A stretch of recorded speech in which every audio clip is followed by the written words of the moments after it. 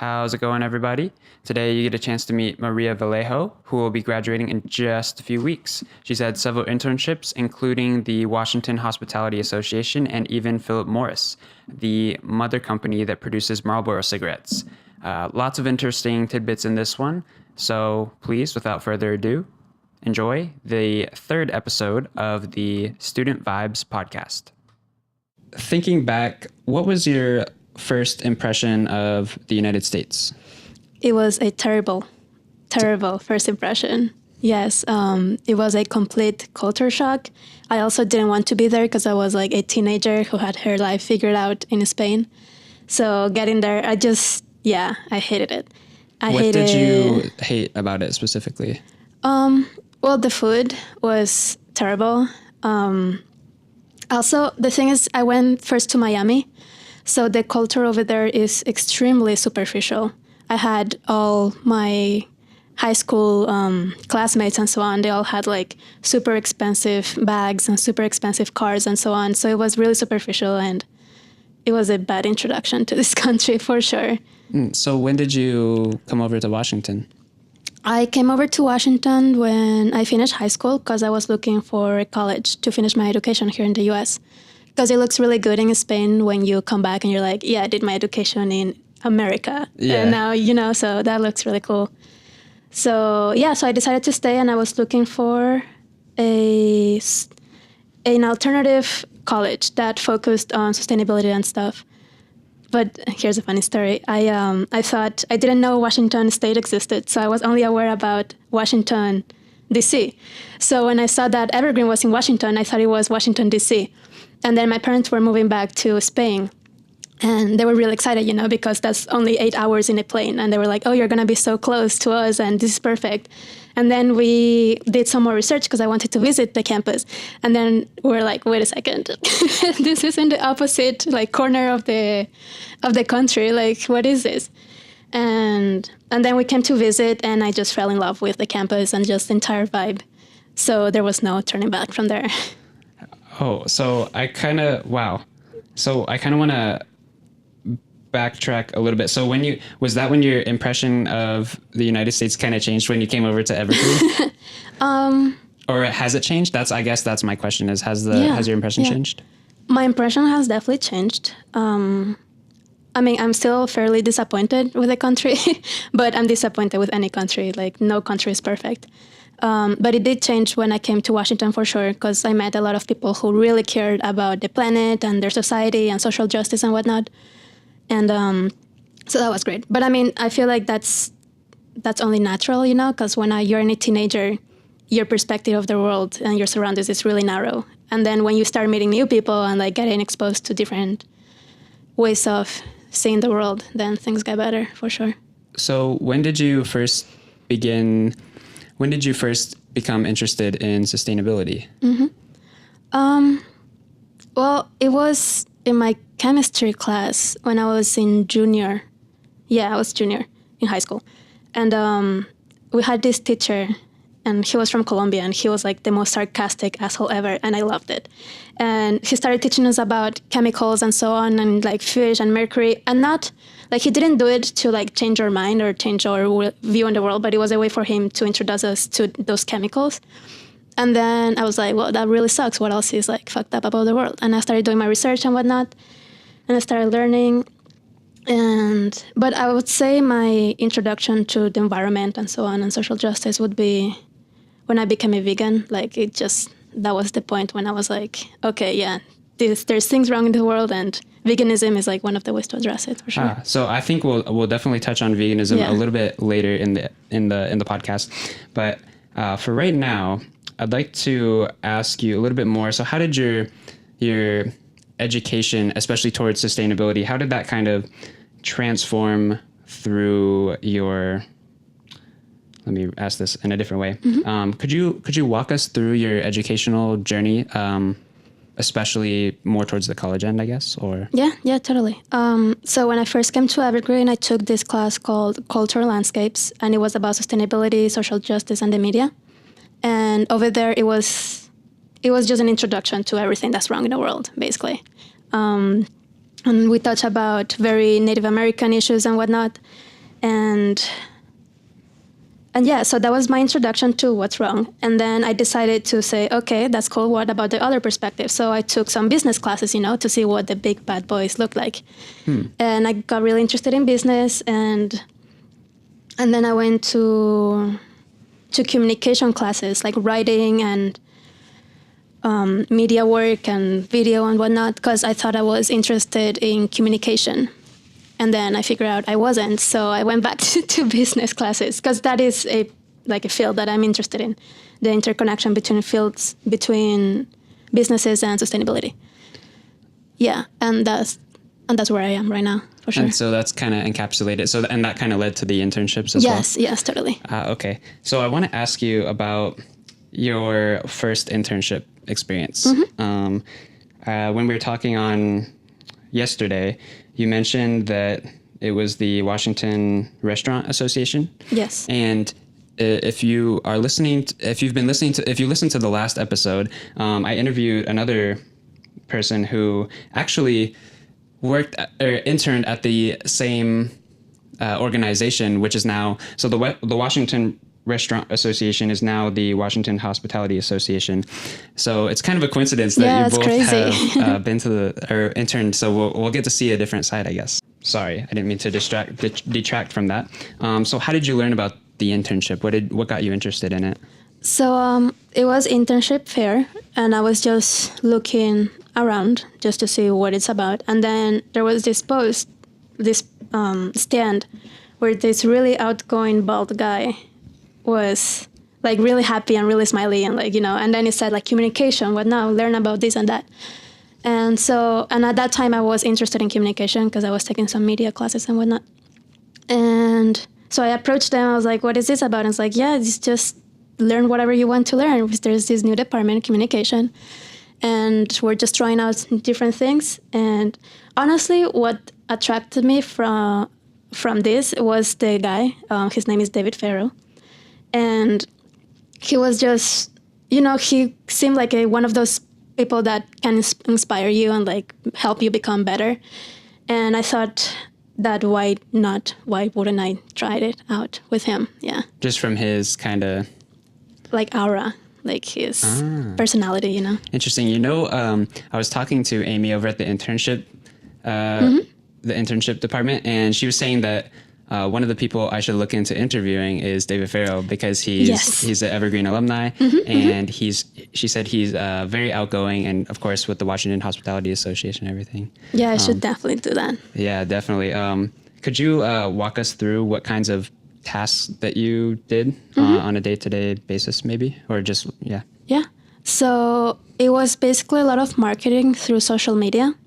They were trying it out, and I did it with a team. We were 3. I thought, David, I went in thinking I was going to be like by myself, like work with him, but like as an individual. But then I got there the first day, and then he puts me into a room with another 2 like interns of like, this is your new team. And I was like, great. Because I never like really worked with a team outside of like class projects and whatnot. And as we all know, those don't really go that well. Yeah, there's always one person person that kind of drags the whole thing down, doesn't pull their share. Yeah, for sure. Totally. So that was So how did you feel about the team? So that was kind of your impression. It kind of surprised you, I guess. Yeah, that surprised me, and I was like, what is going on and whatnot. But yeah, so we met each other. They were awesome and super cool and super responsible. And then, so we ran the social media for the association, but it was cool because it was the normal social media, and then they also had the Education Foundation, which it was more of like the nonprofit do good side of the association. So that gave me like that fulfillment from doing good for society and whatnot. And so it was social media, doing strategies, like bringing people into the website. There was also some events that were going on, and I did this internship for 2 years. So the first year we had an event, and it was strategizing like how to interact with our audience while this event was going on and whatnot. So we did as a team of 3. And then the next year, my team, like they were doing other stuff. So it was only me taking care of this and leading it. So that was a really cool like progression. So So you interned there for 2 years straight? Was it like two separate quarters, or was it like just 2 years, like all the way through? It was straight through, I believe. Yeah, it was just straight through, like maybe 4 quarters. Oh, wow. Yeah. Yeah. And yeah, I mean, I liked it so much, because I was learning so much. Maybe not in terms of like of a career or something. I mean, I was interested in communication, but now looking back, I can see that my growth was more about like personal, like seeing that I was capable of doing things and like creating and delivering material that was meaningful and whatnot. So could you go into a little bit more detail, like in what ways did you grow as a person from this experience? Yeah. So, I mean, one of the things that I remember clearly was on that second year when I was in charge of the social media of that one event. Afterwards, I thought that I did really bad, because like we had our metrics, we had our goals, some were met, some were not. I had some expectations and I didn't meet them, and I was devastated. And I was like an 18-year-old girl, like fresh out of like my house, and my parents were like at the other side of the world and whatnot.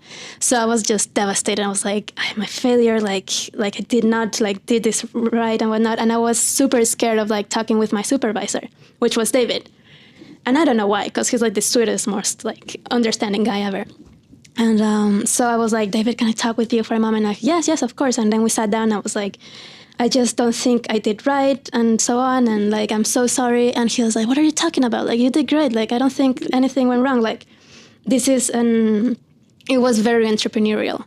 It was very like, test this, test that. What is this app? How can we implement it? So on.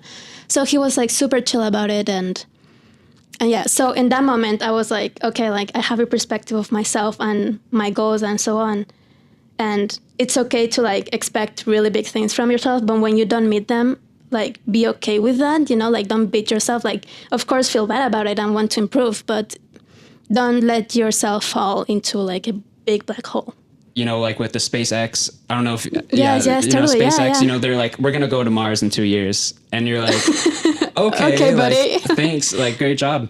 But because of those goals, these super high goals, they start from a fresh slate, and they don't use any of that background, or like if you think about car manufacturers, there's a new addition and some things change, but it's not like a brand new vehicle. It's just like they tweak some stuff, but with these higher goals, you have to literally like start from a completely fresh slate. Like, how do I design an energy efficient rocket that can make it to Mars and back? So I don't know, I was thinking about that, and so definitely like that's something I'm also trying to foster as well, is to be okay with not reaching your goals, because there's always something positive that comes out of that. Yes, totally. Yeah. And so what kind of positive thing, so what was the positive thing that came out of it for you, do you think, from kind of hitting those failure points, or I don't consider them failures, but hitting those disappointments? Yeah, those walls.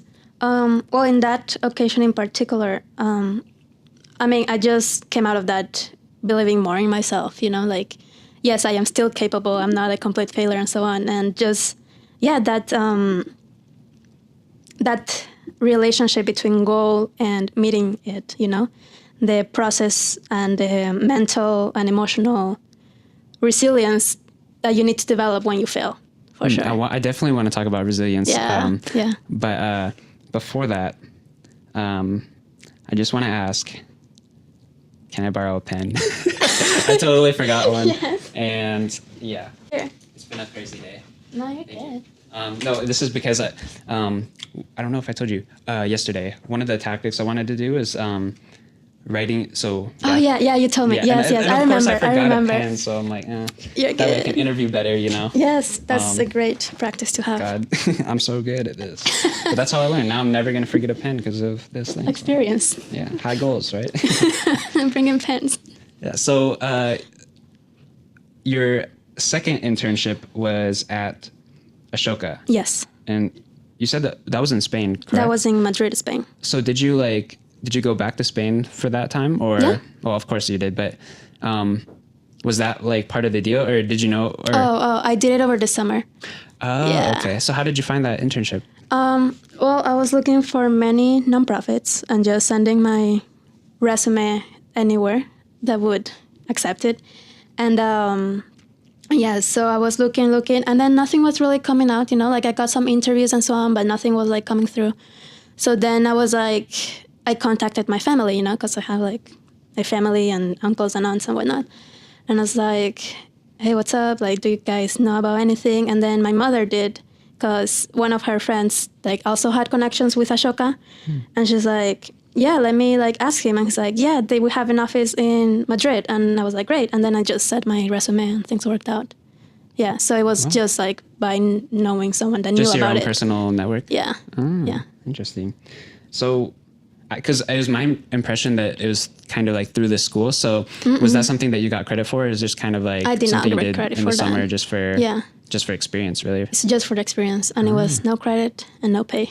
So what did your day look like during the internship? Like what kind of things did you do? So over there, I was in the communications department as well. So that was my second experience with communication. And it was also marketing, social media, because that's what I knew how to do, especially for this program that I have over Spain, which is Make More Health. And it's basically looking for young entrepreneurs, like maybe high schoolers, who had an entrepreneurial idea that was related to health. And it was basically a competition.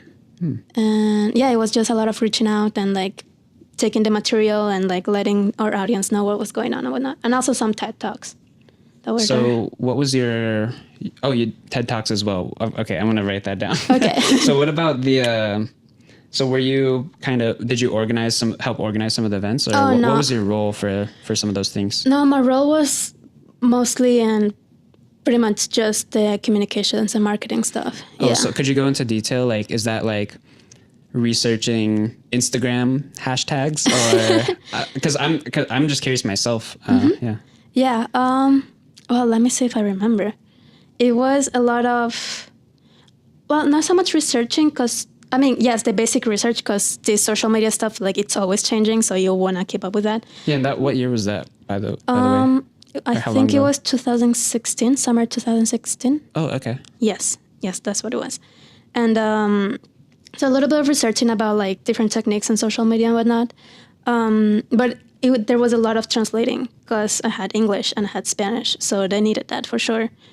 And yeah, just data input, not very exciting.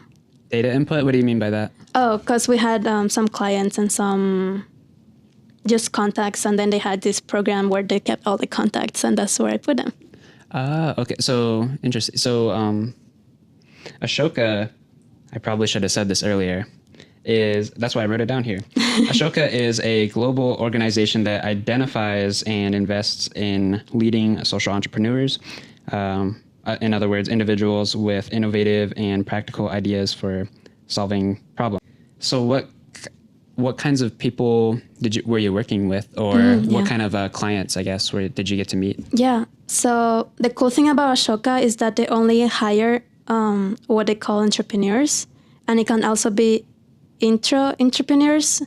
So an intro-entrepreneur is someone who maybe they won't start their own business, but they start a lot of projects within the organization, you know, so they have that entrepreneurial mindset. So is that kind of like a project manager in a way, or someone who creates the ideas for the project? Yeah, it's someone who will create ideas for the project. Yeah. So everyone, like, they have to identify people who fall within that category, for sure. And so that way I met like really cool, interesting people. There were also I think I met like a couple of the entrepreneurs that I do not remember their names or what they did, but... Oh, I was going to ask, could you give us an example? I know, that's too bad. I don't remember, but they were there. Okay. Yeah. I'm sure you've probably met so many people and like, I'm super bad with names too. So okay, good. Don't worry it's about not only me. When you remember though, definitely like, you can always just message me and I can put it in the description or something. Yes. So what kinds of things were you able to take away from the experience? Well, what I took away from that experience was that I was not interested anymore in communication. Yeah. So why do you think that was, or why do you think your mind changed on communication? Well, it just felt something very intuitive, something very, not very like mind-blowing, not something that would inspire me, not something that I would feel fulfilled as I went to work every day, which is what I'm looking for now. And and it was that and the combination of working for a nonprofit, because the thing with nonprofits, I mean, Ashoka is huge. They're the biggest network of social entrepreneurs in the world. And they've been voted the 5th best nonprofit in the world by, I don't know who, but they're up there. And so they're like really, like they have their shit on. And so it was dynamic and whatnot, but I don't know, it just felt, with those nonprofits, it's just things go not slow, but there's that lack of like a spark, or maybe it was just that office, but it was like that lack of I don't want to say craziness or like stress, but that lack of, of like innovation or no, I don't know. I just felt that there was something missing. Okay. And I attributed that for them being a nonprofit, which might be totally wrong, but that's the connection I made back then. So that the fact that it was a nonprofit and that I realized that was not a good environment for me as a professional, and also the fact that communication and marketing and so on was not something that really inspired me to like keep going every day. It was that summer when I realized that was not the path I wanted to take with my education and life. So did you immediately know which direction you're going to pivot into after that? No. So how did you kind of figure that out? Or if you're still figuring it out, that's totally cool too. Yeah, I did not figure it out like right then. And that was like kind of like a dark moment because I was like, oh God, what have I done? Like, where do I go from there? But because on the spring, like before that summer with Ashoka, I took a class here at Evergreen with DK and Tui, which was a business class, but it also had a perspective on sustainability. And they were basically teaching us how businesses implemented sustainability programs and so on to better themselves and also better the communities they were in. And so my mind went back there when I realized that I did not want to do communications, and I was like I realized that was like a really cool thing, like businesses, which are always the big bad boys, and then sustainability, which is like you would think they go completely opposite. And then so I went back there and I did some more research and so on, and I just liked what it was, and I felt more inspired by that than by communication. So I want to go back to, I mean, maybe you don't, but I want to go back to the dark moment of when you thought like, oh no, everything I thought of about like where I was going is totally not for me. Yeah. What was the self-talk like to kind of get out of that or to kind of move past that? Yeah. Well, the self-talk was that at least I tried it, and at least I figured out now that I have some time to like correct that mistake, which is not really a mistake, like we are at the time where we are supposed to try new things and fail and then erase that and try again and just build from that. So yeah, it was a lot of telling myself, it's not a mistake, it's not a mistake, it's not a mistake. This is what you're supposed to be doing, But I was definitely like a little bit depressed about like not getting it right the first time, which is like something really stupid to like put on yourself, Like there's no reason to get it right on the first time. Like who does that? Well, maybe someone, but not me. And so yeah, it was a lot of self-assurance, and then also like just talking with friends and family, like my family has always been really supportive, and so. But I was also a little bit in denial, like towards the beginning, like because you don't want to fail, so you're just telling yourself like, no, just go through it. It's not, like you don't want to see it. Mm-hmm. So, but towards the end, I was like, yeah, that was not what I was expecting, and that's okay. That's how it is, and you should be glad that you found out. Yeah, that's I feel like based on the people I've talked to or had on the podcast so far, that's kind of the common trend is that's the beauty of internships and or just trying out these things and getting more hands-on in the at work experiences, because you could get your degree and never do a single internship, just get your degree in communications. Like, yeah, this is what I want to do. And then you step out and you get your first job and you're just like, oh no. And then the first 3 months and you're like, what have I done? I do not like this. Yeah. Yeah. And that's the cool thing about Evergreen, like they give you the chance to experiment with many different classes and just build your own curriculum. So that definitely helped, because that's how I identified the next step, which I should have been taking, which was going towards the business and sustainability.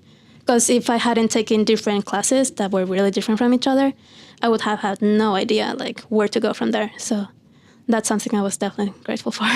Gotcha. Is there so how did that kind of lead into the next internship with Philip Morris International, which is an American multinational cigarette and tobacco company, mostly known for the Marlboro brand, which when you first told me this, I was blown away, because the first two internships, I was like, yeah, like social entrepreneurship, sustainability, media, totally. communications. And I'm like, a tobacco company? What? Marlboro? Like, okay, what's going on here? I got to like find out more. Yeah. So that summer, which was summer 2017, last year, I was looking something into the corporate world for sure, and sustainability, because by then I had already made that connection. And boy, same thing. I was sending resumes left and right, getting some answers, getting not some answers from others. And then I just reached out to my family. I was like, hey, like, what's up? I'm looking for this. It's what I'm interested in. Have you guys heard anything about it? And then my aunt, she works at Philip Morris. And she told me, yeah, my company does a internship program every summer. You should like see if it would fit with your goals and like get in contact with them. And so that's what I did. I got in contact with them. I was like, hey, this is my name. This is who I am. This is my education. Do you guys have a spot for me? And they're like, yeah, sure. Like, come back and so on. So we had some interviews like through the computer and whatnot. And things fell through. Yeah. So I remember you telling me, was this in Switzerland? Oh, yeah. Yeah. That was in Switzerland. And my aunt lives in Switzerland. Yeah, for sure. Okay. So, yeah. Okay. That's what I was just trying to clarify. So I wanted to ask as well, because I've never been to Switzerland. I'm sure many people have never been to Switzerland, although I do want to. What were some of your first impressions about Switzerland? Yeah. Well, it was completely the opposite of what I felt when I came here to America. Really? Yeah, it was like day and night. It was like a dream world, because, like caring about sustainability and the environment and so on. I don't really know about their social justice and how they're doing in that aspect. But when it comes to the environment, man, like they give you the feeling that they have all figured out. Like, I don't know, let me see an example. Like with trash and so on. Like every bag of trash, like plastic bag of trash that you would just put in your kitchen, like you buy it from Costco or whatever. Over there, they're super expensive, like stupid expensive. So what that does is like, it makes people think twice before like creating trash and waste and like just putting, and the bags are super small too. So it's like a trap. And how expensive are they? Boy, I don't remember, because it's also another currency. If you had to ballpark, just like guess. Let me see. I'd say like maybe like $2 per bag. For like just a small little like waistliner bag? Wow. Yeah. That would be a deterrent. Yeah. So, and it worked, like I saw my aunt and her family, like they were really conscious about what they threw away and what they did not throw away. And then they had also compost, like that was a like spread through thing over there.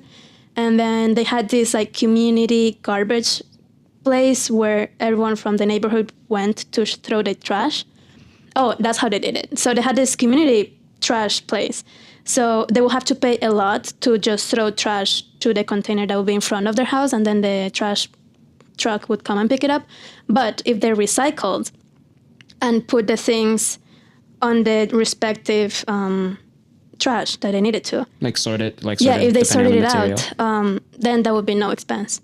So that made them recycle a lot, like crazy amounts, and it was amazing. Like I completely fell in love with the system and with them and everything. So yeah. Could you go back to the waste management?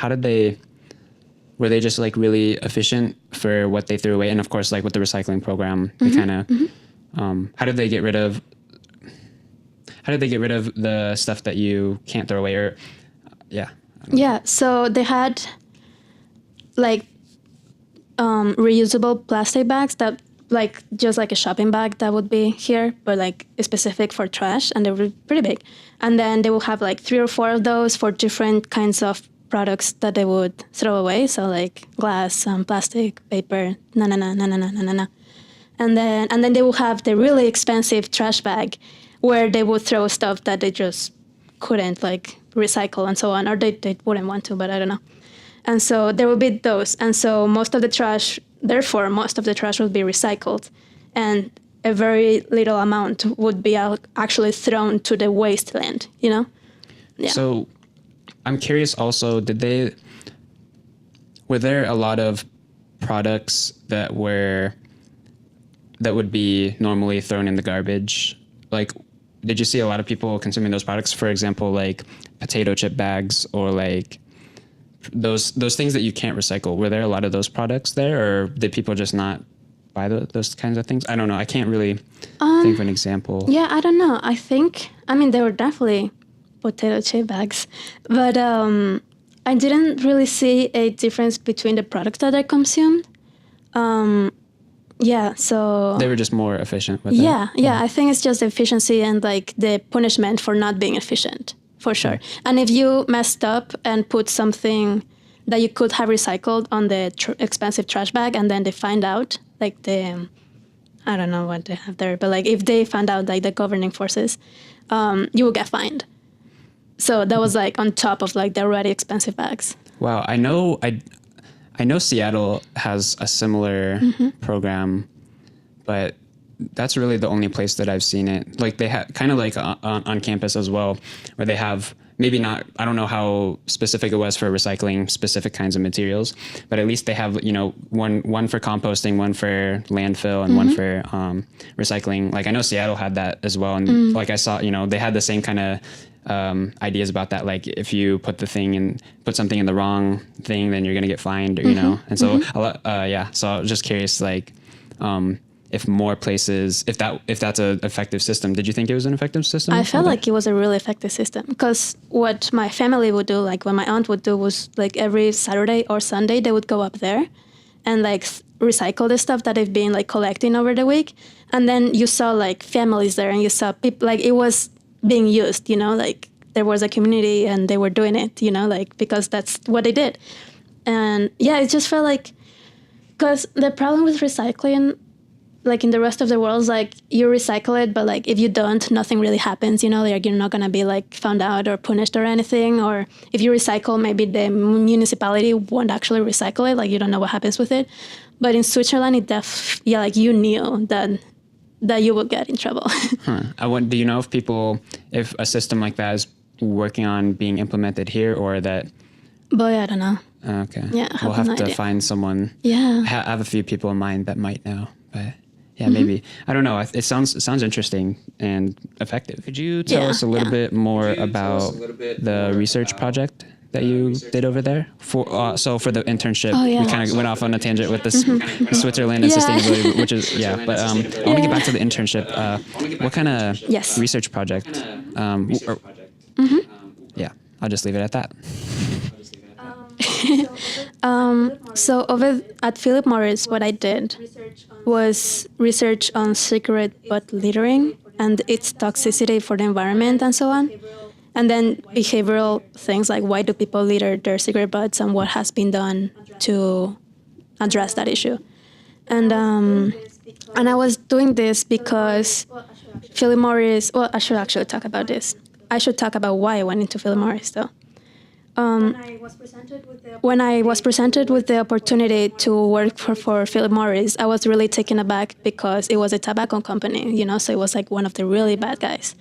And but then I did some more research on them, and I saw that they were in a time like right now they are going away from cigarettes and starting to develop what they called reduced risk products, which gets the combustion out of the equation, which is mostly what causes the cancer on people.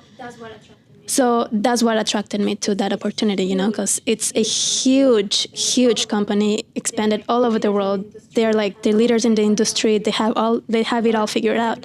But even though they're so successful, they still took the risk to change their entire business model. Yes. Yeah. And I mean, that really got me really excited, because with sustainability and business and that transition, that was like perfect. So that's why I went with them. And I was still working with the cigarettes because that's not something that they can change overnight. But I did want to, for the time being, lessen the environmental impact that cigarette butts have to the environment. So that was my main job, was to research for them all of this. And so my day-to-day was just talking with affiliates, and affiliates are like the companies that are in other countries, like Philip Morris is the mother company, and then there's others. And so I had interviews with them. I talked about like what have they done, what are they planning to do and whatnot, what was successful, what wasn't. A lot of chemistry, a lot of science, which I was not very happy about because I'm more of like a literature, arts person. But yeah, I had to do some equations and a lot of Google searches about very weird names, definitely. chemistry names, Yeah, so a lot of that. And then just reporting and meetings and, recording everything. And sharing that with Did you them. work in any kind of team? Not really, because their sustainability department over there was within the corporate affairs department, so it was fairly small. And honestly, I only had contact with like my supervisor, Jens, and so there was no team there. It was mostly him and I. And, Okay. Let's see. So what kind of places did you visit for the research? Oh, I didn't. Yeah, I did it all from the office. Was it mostly kind of just like a research, or like did you do any kind of like field work? Like did you go out into the wildlands of Switzerland and like I don't know, like put a cigarette butt on the lake and see what happens? No. No, it was mostly from the office because, believe it or not, there is not much research about it. And I am not a scientist, and I don't want to be a scientist, so that was not my area of expertise. No. It was just computer research, interviews. Oh, interviews. And so meetings. who did you interview? Boy, I interviewed this lady. Oh, that's hilarious. I don't remember her name, but she was actually from Seattle, and she was she made this huge project about cigarette butt littering, about changing the behavior. So not so much about the toxicity of it, but like she had a lot to do with the behavior and How stuff. did you get into contact with her? I was Googling stuff and going into like academic research and whatnot, and her project appeared in one, but it was a presentation and it had her name and her partner, but not the content. And it sounded really good, the description. So I just got in contact with her. I looked for her in LinkedIn and I was like, hey, I'm Maria. I'm here in Switzerland working for Philip Morris. They are doing a lot of research about cigarette butt littering. I see that you did a really big presentation on this topic. Would you mind talking me through it? Tell me what you guys did, what were the results and so on. We're very interested about it. And then she answered. She was really excited about it, because having a big company get in contact, like a big company that was one of the perpetrators of the issue, get in contact with her who was working really hard to mend it. So it was just looking, researching, and going for it. So what was your, okay, you kind of mentioned, let me think. There's something I wanted to ask. So how did you, was she in Switzerland? Like, did you, or was it just a remote interview? Oh, no, no. Okay. Yeah, remote And through so Skype. how did that go?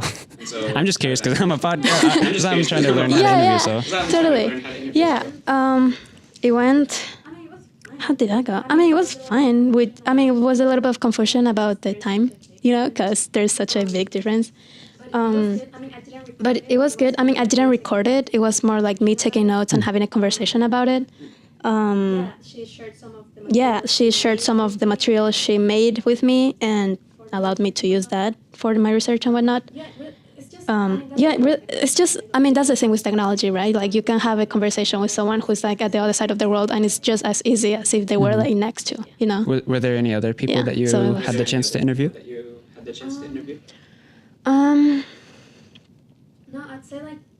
No, I'd say like interview. She was it, because then there were the meetings, and those were also remote because it was meetings with the people that had worked with the issue within the company, but like over What were the those past meetings like? decade. So, those meetings in a room with 3 phones and a recording thing, and me taking notes, and then sometimes my supervisor was there, sometimes no, and yeah, it was fun, because you get to talk with people. Like, I talked with people from Italy, I talked with people from Russia, people from Canada, like all over. That's the cool thing about working with such a big company, right? You get exposed to so many people and so many projects and so on. So that was the cool thing about it. But it wasn't much of an interview. It was more like them reporting to the mother company what they had been doing, definitely. Could Yeah. you describe some of the challenges that you ran into for that project? Yeah.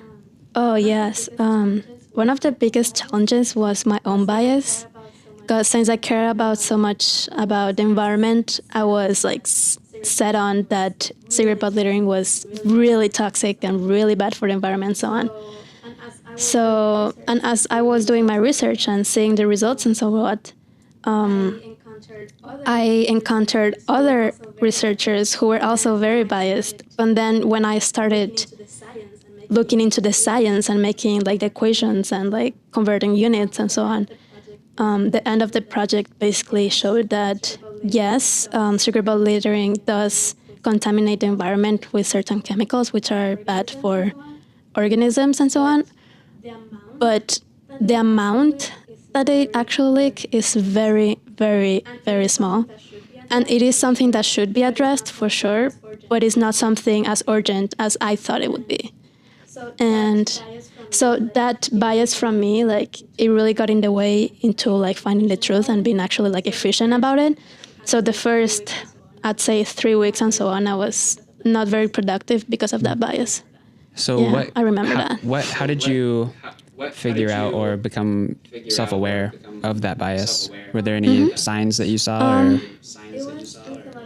It was with a lot of help from my uncle, because he's a scientist and he also cares a lot about the environment. But every night I would come back home to his house, and then I would discuss these things. He would challenge me, like ask me questions and so on, and like scientific questions, and then I wouldn't have answers for him. So the next day I would like look into it.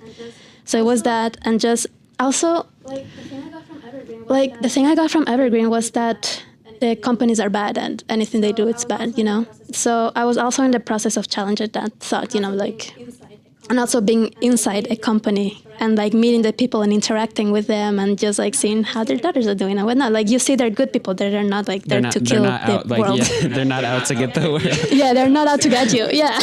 So I know it sounds like so silly and it sounds like really like, of course they're not. But at the same time, like when you are this side of the narrative where you want to heal the world and make it a better place, like you see certain organizations and so on as the enemies, because that's how our brain works, I guess, or how my brain works. But yeah, so just being able to interact with the organization and its people and then my uncle and so on, like little by little, my subconscious was like letting go of this thing. And I've also been like, I've always been very analytical and very introspective. So it's something that I can identify because I spend so much time thinking. It sounds like a good thing Yeah. for anyone to practice, really. Yes, for sure. It can be too much, which sometimes it is for me, like I spent too much thinking and maybe I should do more talking and interaction. But yeah, it is definitely a skill that is very useful, like in the professional world, but also like emotionally and psychologically. So it really what were helps. the biggest takeaways, do you think, from that? Was it like the becoming self-aware of your own biases, or is there anything that you could add to that? Yeah, just well, my big takeaway that I'm really thankful for is that is the field that I do wanna go into, because the work I did that really inspired me, even though it didn't give me the results that I was biased on, that I wanted to have. It really it just really showed me that it is something that really inspires me, and I think it's just efficient, like to tackle environmental issues through the corporate world. Like they have so many resources, they can reach so many countries, like they don't have the limitations that a government has with national borders or that a nonprofit has with the finances, like they're huge and they can do so much. So that was one of the big takeaways. Yeah, just and then just like personal things like communication skills, what is efficient, how I work Gotcha. best, So and how did whatnot. that Yeah. did that experience kind of like help you lead into the next thing? Or I guess I should rephrase this. How did that experience lead into your time, the rest of your time at school? Yeah. So while I was there, my supervisor was also in charge of finding a consultant for them to keep working on their supply chain, so from the fields where they grew the tobacco to the materials that they used for the cigarettes to and so on, So they were looking for a consultant to help them go through that process. And that was not something that I was involved with, but I heard it and I was like, okay, you have to take me to these meetings, and because I want to know what it looks like and whatnot. And so he took me, and he also shared me like the process of choosing the consultant and like the metrics and whatnot. And I just really realized just how important it is for these companies to get help from the outside, from the experts, because they do want to change and we just have to help them. So I was like, okay, like consultant sounds really cool and like really inspiring and whatnot. How can I bring this to my evergreen coursework? And I was just looking for programs and whatnot, and I found. So last quarter, which was me coming back from that experience, I went into a class which was about business and sustainability and so on. And I learned a lot from there, but I was also missing that consultant part of thing, like, like talking with someone and helping them out. And that's when I talked with Scott Morgan, the director of sustainability here at Evergreen. And then he told me about this entrepreneurship program that they were doing to help students with their businesses, ideas, and whatnot. So I was like, well, this is perfect. Like, I can staff the room and talk with the students and see where they are in the process, and maybe I can bring some sustainability into it and whatnot. So, yeah.